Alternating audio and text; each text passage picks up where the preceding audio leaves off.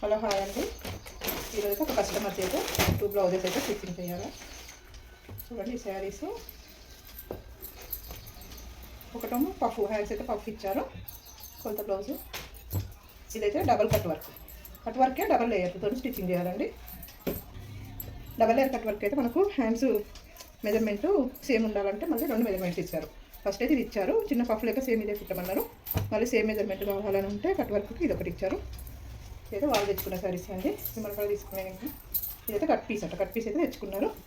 ఇవి రెండు నేనైతే ఫాల్స్ కోసం అయితే కటింగ్ చేసుకున్నా. బ్లౌజులు కట్ చేసుకొని ఫాల్స్ అయితే పీకో ఫాల్ అయితే బయటకే ఇస్తానండి నేను ఎప్పుడైనా. అదేనండి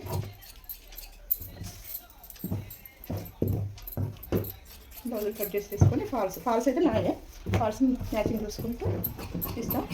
మా కాడైతే ఫాల్స్కి అయితే 50 ఇస్తారండి. మీ కాడ ఎంత ఇస్తారో నేను కామెంట్ చేయండి. మీరు ఎంత తీసుకుంటారో ఫాల్స్కు. జాయింట్ ఇది 2 పీస్ అండి.